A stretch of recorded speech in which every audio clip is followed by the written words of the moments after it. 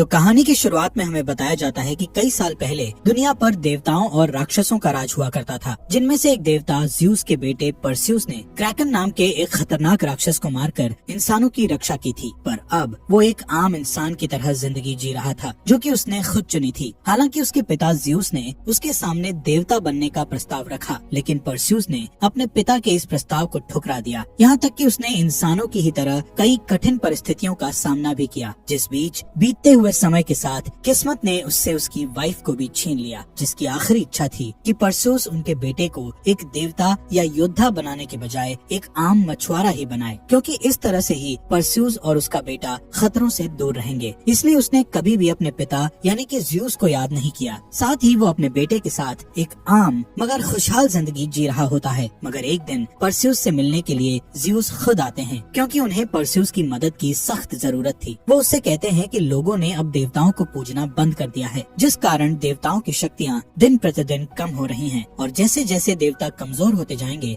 उसी तरह उनकी बनाई सारी चीजें या रचनाएं भी नष्ट हो जाएंगी। अब जब ज़्यूस परस्यूस से ये सब कह रहे होते हैं, तभी अचानक से वहाँ पर हल्का सा भूकंप आता है, जिसे देखकर परस्यूस समझ जाता है कि ये टार्टर्स की दीवारें कमजोर होने के कारण हो रहा है, जो कि असल में एक ऐसी जेल है जहाँ पर कई सारे खतरनाक और विशाल दैत्य कैद हैं, जिनमें से एक ज़्यूस के पिता क्रोनोस भी हैं। यहाँ ज़्यूस परस्यूस से बोलते हैं कि दिन प्रतिदिन टार्टर्स की दीवारें कमजोर होकर टूटती जा रही हैं, और अगर टार्टर्स तबाह हो गया तो क्रोनोस आजाद होकर पूरी दुनिया को खत्म कर देगा। साथ ही अगर लोग ऐसे ही देवताओं को भुला देंगे तो हम भी पहले की ही तरह अमर नहीं रह पाएंगे, मतलब कि अब हमारी भी मौत हो सकती है। जो सब बातें सुनकर परस्यूस उनसे पूछता है कि आखिर वो उसे ये सब क्यों बता रहे हैं, ये तो देवताओं की समस्या है। इस पर ज़्यूस बोलते हैं कि क्रोनोस को रोकने के लिए उन्हें उसकी मदद चाहिए, जिसके लिए परस्यूस इनकार करके उन्हें वहाँ से चले जाने के लिए कहता है, क्योंकि वो नहीं चाहता था कि वो और उसका बेटा इन सब मुसीबतों में फंसे। जो बात सुनकर ज़्यूस भी उदास मन से चुपचाप वहाँ से चले जाते हैं। अब इसके बाद ज़्यूस अपने भाई पोसाइडन और उसके बेटे एरीस के साथ अंडरवर्ल्ड में अपने तीसरे भाई हेडिस से मिलने के लिए जाते हैं, ताकि उसकी शक्तियों की मदद से तीनों भाई टार्टर्स की दीवारों को टूटने से बचा सकें। लेकिन हेडिस उनका साथ देने से इनकार कर देता है, और यहाँ वो एरीस के साथ मिलकर ज़्यूस और पोसाइडन पर हमला कर देता है, जिससे हम समझ पाते हैं कि पोसाइडन का बेटा एरीस भी हेडिस से मिला हुआ है, क्योंकि ये दोनों ही चाहते हैं कि वो क्रोनोस को आजाद होने में मदद करें, जिसके बदले वो क्रोनोस से अपनी अमरता वापस हासिल कर सकें। और यहाँ दोनों मिलकर ज़्यूस और पोसाइडन को हराकर कैद कर लेते हैं। इसी बीच हमें दिखाया जाता है कि टार्टर्स की दीवार टूटने के कारण उसमें से अलग अलग खतरनाक क्रीचर्स बाहर निकलते जा रहे हैं, जिनमें से हम एक 2 मुंह वाले ड्रैगन को भी देखते हैं, जो निकलते ही तुरंत परस्यूस के गाँव पर हमला कर देता है। जहाँ जब परस्यूस मछलियाँ पकड़ रहा होता है तो वो इस तबाही को देखकर उस ड्रैगन से सीधा लड़ जाता है, जिस दौरान वो किसी तरह से उस ड्रैगन को हरा तो देता है, लेकिन इस लड़ाई में वो काफी ज्यादा घायल हो जाता है, जिस कारण वो अपनी मरहम पट्टी करवाने के लिए एक औरत के पास जाता है, जो उसके बारे में सब कुछ जानती थी। वो परस्यूस से बोलती है कि लोग देवताओं को भुलाते जा रहे हैं, जिस वजह से हालात दिन पर दिन बदतर होते जा रहे हैं, इसलिए उसे कुछ न कुछ तो करना चाहिए, क्योंकि ज़्यूस के बेटे होने के कारण वो भी एक देवता ही है। अब यहाँ उसकी इस बात पर परस्यूस उसे बताता है कि उसने अपनी मरती हुई पत्नी को वचन दिया है, वो कभी भी अपने बच्चे को इस लड़ाई और खतरे के माहौल में नहीं ले जाएगा। इस पर वो औरत उसे समझाती है कि जब तुमने वादा किया था तब सिचुएशन कुछ और थी, और आज सिचुएशन अलग है, इसलिए उसे अपने फर्ज से मुंह नहीं मोड़ना चाहिए। जिसकी ये बात परस्यूस को सोचने पर मजबूर कर देती है, और वो अपने बेटे के साथ एक जगह जाता है जहाँ ज़्यूस का मंदिर था, मगर उस मंदिर की हालत काफी ज्यादा खराब हो चुकी थी, क्योंकि अब देवताओं को पूजने के लिए यहाँ कोई भी नहीं आता था। हालांकि यहाँ परस्यूस अपने पिता ज़्यूस को याद करता है, लेकिन वहाँ ज़्यूस के बजाय घायल पोसाइडन प्रकट होते हैं, क्योंकि ज़्यूस को हेडिस और एरीस ने बंदी बना लिया होता है, ताकि वो उसकी सारी पावर सोख कर क्रोनोस को जिंदा कर सकें, जहाँ से पोसाइडन किसी तरह से वहाँ से निकल पाए थे। वो परस्यूस से कहते हैं कि क्रोनोस को बाहर आने से अब तुम्हें ही रोकना पड़ेगा, क्योंकि अब देवता पहले की तरह अमर नहीं रहे, इस दुनिया को सिर्फ वही बचा सकता है। यहाँ परस्यूस पोसाइडन से बोलता है कि जब देवता कुछ नहीं कर पाए तो आखिर वो क्या कर लेगा, क्योंकि वो तो बस एक डेमी गॉड यानी कि आधा देवता है। पोसाइडन बोलते हैं कि उसे अपने ही जैसे एक और और डेमीगॉड यानी उसके बेटे एग्नोर के पास जाना होगा। वो इस वक्त रानी एंड्रोमेडा के राज्य में कैद है। फिर वो तुम्हें हेफेस्टस नाम के एक आदमी के पास लेकर जाएगा जिसने टार्टस का नक्शा तैयार किया था, जिससे वो वहाँ पहुंचकर क्रोनोस को रोकने के साथ ज़्यूस को भी बचा सकते हैं। यहाँ पोसाइडन अब कमजोर पड़ते जा रहे थे, इसलिए वो अपना त्रिशूल परस्यूस को सौंपकर मिट्टी बनकर गायब हो जाते हैं। मतलब कि यहाँ उनकी मौत हो चुकी थी। अब ये देख परस्यूस अपने बेटे को वहीं छोड़ वहाँ से सीधा रानी एंड्रोमेडा के पास पहुंचकर उन्हें सब कुछ बताता है, जो परस्यूस को पहले से ही जानती थी, क्योंकि परस्यूस ने क्रैकन से उनकी जान बचाई थी। इसलिए उन्हें परस्यूस की बात पर विश्वास हो जाता है। यहाँ परस्यूस एग्नोर से मिलता है और उससे बोलता है कि उसे पोसाइडन ने यहाँ भेजा है। यहाँ अपने फादर का नाम सुनते ही एग्नोर उसे यहाँ से चले जाने के लिए कहता है, जिस पर परस्यूस उसे बताता है कि उसके पिता पोसाइडन की मौत हो चुकी है और वो ज़्यूस का बेटा होने के साथ उनका भाई भी है। यहाँ परस्यूस उसे समझाता है कि देवता अब पहले की तरह अमर नहीं रहे, इसलिए उन्हें कुछ भी करके ये सब कुछ रोकना होगा, जिसके लिए वो उन्हें हेफेस्टस नाम के आदमी के पास ले चले। अब यहाँ अपने फादर की मौत की खबर सुनकर एग्नोर उसकी बात मान जाता है। फिर रानी एंड्रोमेडा, एग्नोर और परस्यूस कुछ सिपाहियों समेत हेफेस्टस को ढूंढने निकल पड़ते हैं, जो कि एक अनजान आइलैंड में रहता है। अब इस सफर के दौरान एग्नोर परस्यूस से शेयर करता है कि हेफेस्टस भी असल में उनके फादर्स की तरह ही एक देवता था, जिसने पोसाइडन, हेडिस और ज़्यूस के हथियारों को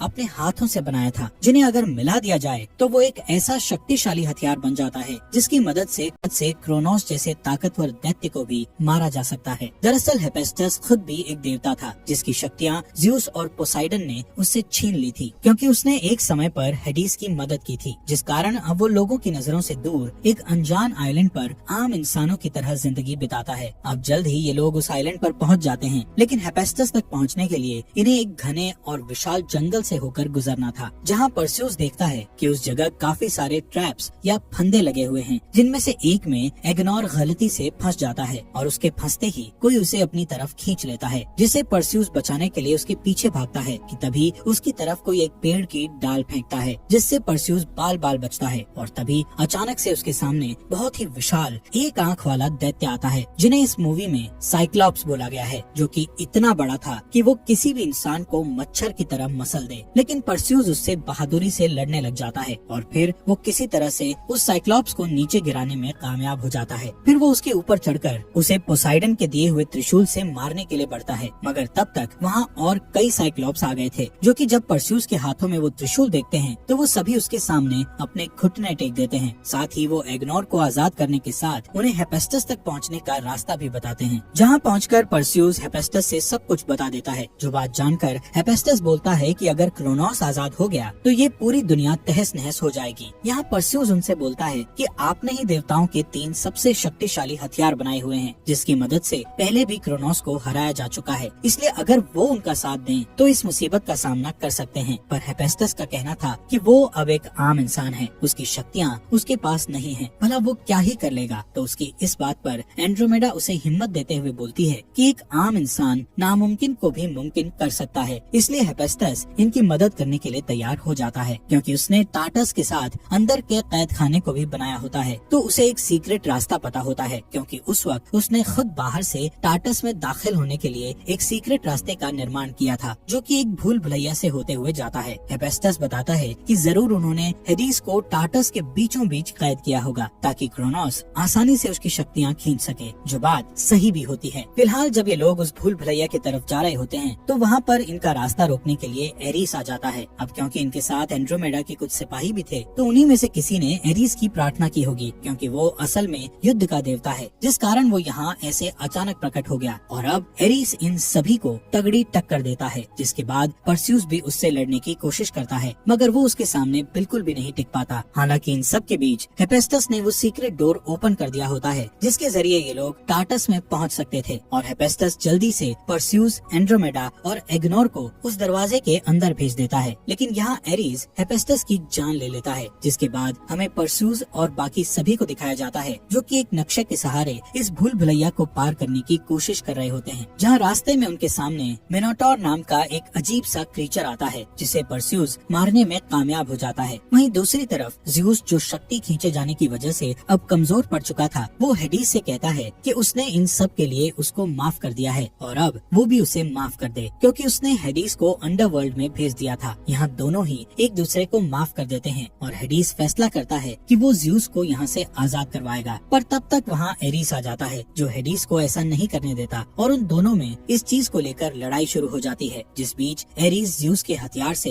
हेडिस को मारने जाता है, लेकिन ज्यूस उस हथियार को निष्क्रिय कर देता है। दरअसल उससे तभी किसी को मारा जा सकता है जब ज्यूस खुद चाहे। अब क्योंकि यहाँ ज्यूस ने हेडिस का साथ दिया था, इसलिए वो एरीस से लड़ने लग जाता है और दोनों लड़ते लड़ते नीचे गिर जाते हैं, जिस दौरान भूल भुलैया को पार करके परस्यूस भी वहाँ पहुँच चुका था। पर ज्यूस को क्रोनोस की कैद से छुड़वाना आसान नहीं था और अब तक काफी देर भी हो चुकी थी, क्योंकि क्रोनोस ज्यूस की सारी शक्तियाँ सोखने के बाद आजाद होने वाला था। इसी बीच वहाँ हेडिस पहुंचकर परस्यूस की ज्यूस को छुड़वाने में मदद करता है। तभी वहाँ एरीस फिर से आ जाता है, जिसका एक बार फिर से परस्यूस से सामना होता है और इस बीच दोबारा से परस्यूस एरीस के सामने बिल्कुल भी नहीं टिक पाता, जहाँ हेडिस उसकी मदद करने की कोशिश करता है। इसी दौरान क्रोनोस भी आजाद हो जाता है, जो देख परस्यूस अपने साथियों और ज्यूस को लेकर वहाँ से निकलने की कोशिश करता है। इसलिए एरीस, जिसने लड़ाई के दौरान पोसाइडन का त्रिशूल परस्यूस से छीन लिया था, उससे वो ज्यूस के पीठ पर वार करता है, जिससे ज्यूस घायल हो जाता है। इसलिए वो यहाँ से तुरंत निकलने के लिए हेडिस और पोसाइडन के हथियार को मिलाकर एक पोर्टल जैसा ओपन करके सीधा एंड्रोमेडा के राज्य में पहुँच जाता है, जहाँ अब कभी भी एरीस और क्रोनोस का हमला हो सकता था। इसलिए एंड्रोमेडा अपनी पूरी सेना को इस लड़ाई के लिए तैयार करती है, मगर क्रोनोस को सिर्फ उन 3 हथियारों को मिलाकर ही मारा जा सकता था, जिनमें से 2 तो परस्यूस के पास होते हैं, पर जो ज्यूस का हथियार था वो इस वक्त एरीस के पास था। इसलिए परस्यूस टेलीपैथी के जरिए अपने भाई एरीस से संपर्क करता है और उसे लड़ने की चुनौती देता है, ताकि ये पता लग सके कि उनमें से बेहतर कौन है, जिसके लिए वो एक मंदिर में जाता है और कुछ देर बाद वहाँ एरीस भी पहुँच जाता है। फिर उन दोनों में एक जोरदार लड़ाई शुरू हो जाती है। वहीं इधर रानी एंड्रोमेडा और एग्नोर सेना के साथ उन सभी शैतानों का सामना कर रहे होते हैं जो टार्टस से क्रोनोस के साथ आजाद हुए थे। और तभी इसी बीच वहाँ क्रोनोस आ जाता है, जो जिधर भी जा रहा था वहाँ सब कुछ खत्म होता जा रहा था। उसके सामने टिकना किसी के लिए भी नामुमकिन साबित हो रहा था। इसी दौरान ज्यूस से मिलने के लिए हेडिस आता है। वो उससे कहता है कि हमें मिलकर क्रोनोस को कुछ देर तक रोकना होगा, ताकि परस्यूस को कुछ देर और समय मिल जाए। और इतना कहने के बाद हेडिस ज्यूस को अपनी आधी शक्तियाँ दे देता है, जिससे अब वो पहले की ही तरह हो जाता है। लेकिन अब भी दोनों सिर्फ क्रोनोस को कुछ देर तक रोक सकते थे, मार नहीं सकते थे। जो बात जानते हुए भी वो क्रोनोस का अपनी शक्तियों से मुकाबला करने लगते हैं, जिसने चारों तरफ तबाही मचाई हुई थी। साथ ही ज्यूस की शक्तियाँ खत्म होती जा रही थी, जिस कारण वो एक बार फिर से घायल हो जाता है। वहीं दूसरी ओर परस्यूस भी ज्यूस के हथियार की मदद से एरीस को मारने में कामयाब हो गया था और अब वो बिना देरी किए पोसाइडन, हेडिस और ज्यूस के हथियार को मिलाकर एक नया हथियार बनाता है, जिससे क्रोनोस को मारा जा सकता था। इसलिए तुरंत वो अपने उड़ने वाले घोड़े पर बैठकर क्रोनोस को मारने की कोशिश करता है, जो काम इतना आसान नहीं था। लेकिन वो क्रोनोस के वार से बचते हुए उसके मुंह के अंदर जाकर उस हथियार से सीधा उसके दिल पर वार करता है, जिससे क्रोनोस एक विस्फोट के साथ खत्म हो जाता है और उसमें से परस्यूस बाहर निकलता है, जो सबसे पहले हेडिस के पास जाता है। वो उससे कहते हैं कि अब उनका आखिरी समय आ चुका है और अब इसी के साथ देवताओं का भी समय खत्म हुआ। जिस चीज पर परस्यूस बोलता है कि क्या हेडिस भी अपनी शक्तियों की मदद से आपको बचा नहीं सकते, तो जवाब में ज्यूस बोलता है कि उसने एक बार ये काम पहले ही कर दिया है, अब वो भी कुछ नहीं कर सकता। और फिर ये बोलते ही ज्यूस भी धूल में बदलकर वहाँ से गायब हो जाते हैं, क्योंकि देवताओं की मौत ऐसे ही होती है। अब ज्यूस के मरने के बाद हेडिस परस्यूस से बोलता है कि उसकी भी सारी शक्तियाँ खत्म हो चुकी हैं और ये बात बोलकर वो भी वहाँ से चला जाता है। अब इसके बाद परस्यूस एंड्रोमेडा और एग्नोर से जाकर मिलता है, जो इस लड़ाई को जीतकर काफी खुश थे। यहाँ एंड्रोमेडा और परस्यूस एक दूसरे को पसंद करने लगे थे, इसलिए उनके बीच प्यार का इजहार होने के साथ दोनों एक किस भी शेयर करते हैं। जिसके बाद परस्यूस अपने बेटे के पास जाता है, जो अपने फादर से पूछता है कि वो वापस कब जाएंगे। तो जवाब में परस्यूस बोलता है कि वो वापस नहीं जाएंगे, बल्कि अब वो अपनी जिंदगी एक योद्धा की तरह जिएंगे। फिर वो उसे बताता है कि वो महान ज्यूस का पोता है और साथ ही वो उसे अपनी तलवार देकर कहता है कि क्या वो इस तलवार का भार संभाल पाएगा, जिसके जवाब में उसका बेटा हाँ में जवाब देता है। और इसी के साथ ये मूवी यहीं एंड हो जाती है।